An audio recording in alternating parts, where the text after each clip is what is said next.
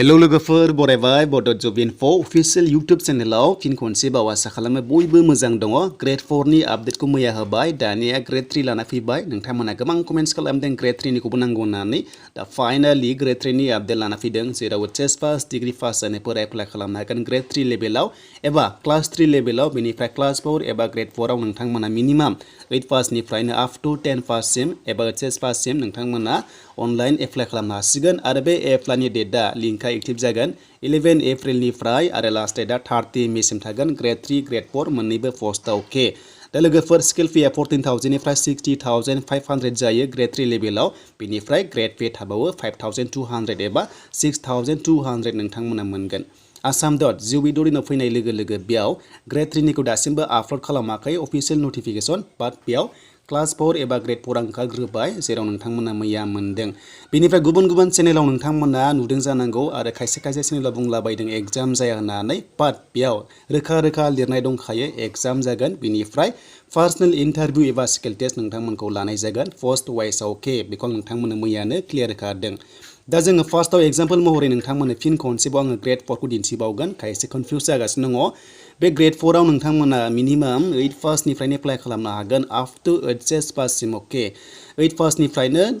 नोंथांमोना HS पाससिम apply खालामनो हागोन नाथाय बेयाव रोखा रोखा लिरखादों बेखौबो नोंथांमोना खिथाखादों जे डिग्री पासआ एप्लाइ खालामनो हाया आरो सेमिस्टार फरायगासिनो दङबा नोंथांमोना एचएस पासजोंनो एप्लाइ खालामनो हागोन बे क्लियारखा बैसोआ 18 निफ्राय 45 इयार्ससिम एसटिपिआव आरो पिडब्लिउडि बा 50 इयार्ससिम एप्लाइ खालामनो हागोन आरो डकुमेन्ट्सआ आपल'ड खालामनांगौआ बिनाय दंखायो रोखा रोखा फट'जों साइन बेयाव बिनाय जादों मानोना बे मोनसे कमन एग्जाम जागोन हेल्थ डिपार्टमेन्टनि बायदि एग्जाम फिसआ ग्रेड 4 आव 150 थागोन एसटिआ बेनिफ्राय गुबुना बारा दङ बेखौ बुंला लास्ट डेटआ 30 मेसिम थागोन आरो बे एप्लाइनि लिंकआ सेबा online.org बेनिफ्राय assam.gov.in आव नोंथांमोना एप्लाइ खालामनो हागोन दा नाम्बार 8 आव नायदो नोंथांमोना सिलेक्शन प्रसिडिउराव मोननै पार्ट्स दङ बेनो जाबाय रिटेन टेस्ट एन्ड इन्टारभिउ फार्स्टआव नोंथांमोनखौ एग्जाम लागोन आरो बे एग्जामाव नोङो क्वालिफाइड जायोबा नोंखौ नेक्स्ट स्टेजआव लिंहरगोन बेनो जाबाय इन्टारभिउ एबा अरेल एबा भाइबा लानाय जागोन ग्रेड 4 आव नाथाय ग्रेड 3 आव स्किल टेस्ट एबा प्रेक्टिकल टेस्ट नोंथांमोनखौ लानाय जागोन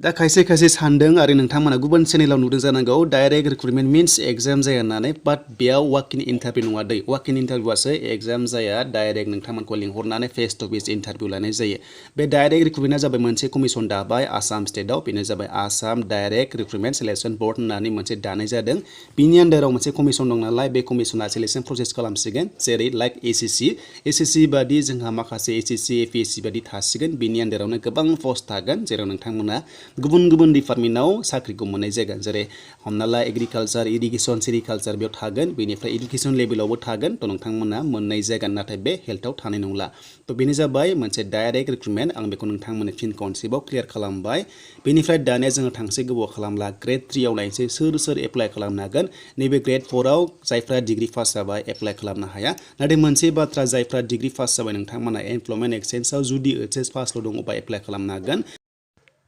दा बे कार्डआवनो गासैबो डिटेला थायो नोङो बेसेबां फरायनाय क्वालिफिकेसन बे थायो नालाय बेखायनो डिग्री पास दङबा नोङो ग्रेड 4 एप्लाइ खालामनो हाया नाथाय बे एमप्लयमेन्ट एक्सचेन्जआव नोङो एचएस पासनि दङबा नोङो एप्लाइखौ खालामनो हागोन जेबो नङा नाथाय नोंथांमोना जायफ्रा डिग्री पास खालामथ'नाङा बेयाव मानोना एसे प्रब्लेम जानो हागौ मानोना मोनसे सेम आइडिल' नोंथांमोना मोनगोन मोनसे इउनिक आइडिल' मोनगोन जेब्ला फाइनाल साबमिट जागोन मोनसे इउनिक आइडि मोनगोन आरो बे आइडिजोंनो नोंथांमोना एप्लाइखौ खालामनो हागोन थ' नोंथांमोना गोदान एप्लाइ नोंथांमोना हानाय नङा रिजेक्ट जानायनि चान्स दङ बेयाव रोखा रोखा गाइडलाइन्सआव होखादों थ' बेखौ दोनथ'नानै दानिया जोङो ग्रेड 3 आव थांसै फैदो ग्रेड 3 आव जोंहा मा सिलेक्शन खालामनांगौ आरो बेसेबां क्वालिफिकेसन नांमारगौ साइन्स ना आर्ट्स नांगौ ना कमार्स नांगौ बेखौबो नोंथांमोना क्लियार नायखादो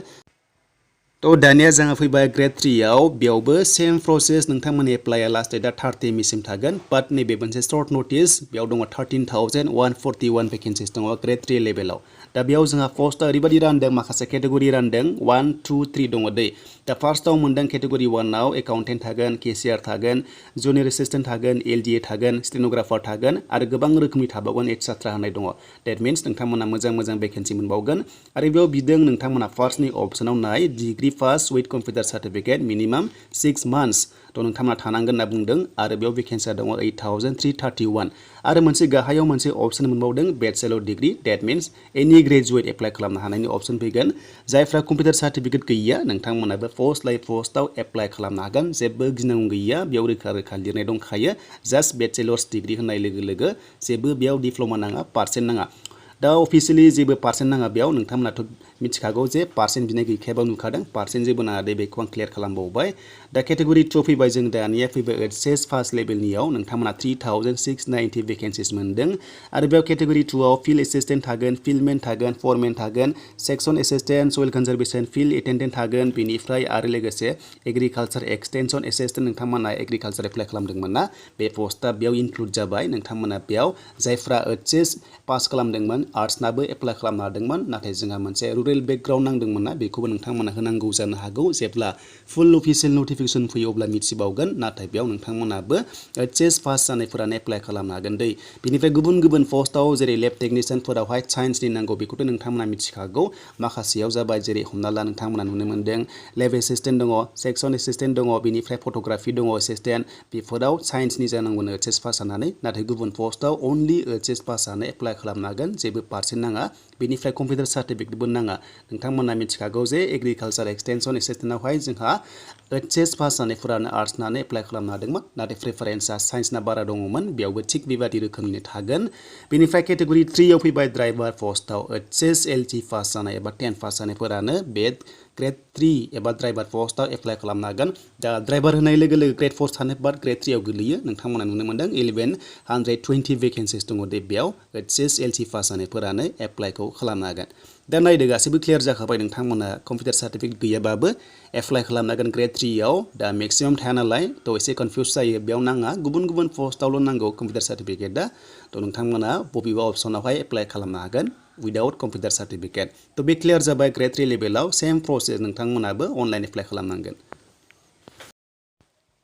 दा बेनिफ्राय अफिसियेल फुल नटिफिकेसन ओंखारबावगोन बे गासैबो भेकेन्सिसआ टेन्टेटिभसो बे सोलायोबो बारायोबो बा खमायोबो दै बेखौ नोंथांमोना मिथिखायो जानांगौ बेनिफ्राय दानिया प्रसेसआ नोंथांमोना बेयाव एग्जाम फिसआ 250 दाननांगोन एसटिपिआ बेनिफ्राय गुबुना एसे बारा दङ गुबुनखौ रायलायला आरो बैसोआ गासैबो सेम बेनो जाबाय 18 निफ्राय जोंनि एसटिफ्रा 45 इयार्ससिम आरो पिडब्लिउडि केन्डिडेटआ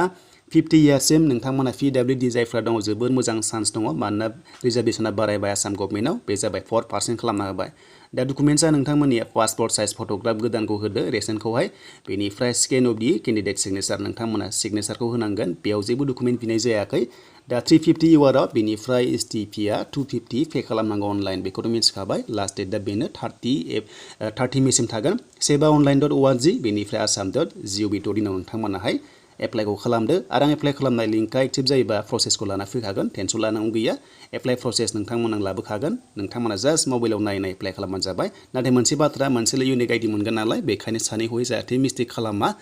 आरो मिस्टेक खालामबा फाइनाल साबमिट खालामबा एडिट खालामनो हानायनि अपसन गैया होननानै रोखा लिरखादों जाहाथे नोंथांमोना बेखौहाय गोसोआव लायो आरो जेब्ला सर्टलिस्ट जागोन ना नोङो अब्ला सर्टलिस्ट जायोब्ला मोनसे खोथा बुंदों बेयाव नोङो नेक्स्ट स्टेजनि थाखाय सर्टलिस्ट जायोबा गासैबो अरिजिनेल डकुमेन्ट्सखौ लांफाजोबनांगौ होनना बुंदों अके थ' बेखौ गोसोआव ला डकुमेन्ट भेरिफिकेसननि बाथ्रा बेयो नोंथांमोना फैबाय थानाय समावहाय गासैबो डिटेल्सखौ नोंथांमोना मोनगोन आरो जेब्ला फुल अफिसियेल नटिफिकेसन ओंखारबागोन अब्ला मा नांगौ गासैबो नोंथांमोना डकुमेन्ट्सनि बागै मिथिगोन दायो मोनसे सर्ट नटिस नालाय बेनिफ्राय लोगोफोर आसा खालामो नोंथांमोना बुजिबाय आरो बे एग्जामा अफलाइन जागोन अके गासैबो डिस्ट्रिक्टआवनो मोनसे एग्जाम जागोन आरो बे अफलाइनसो एग्जाम जागोन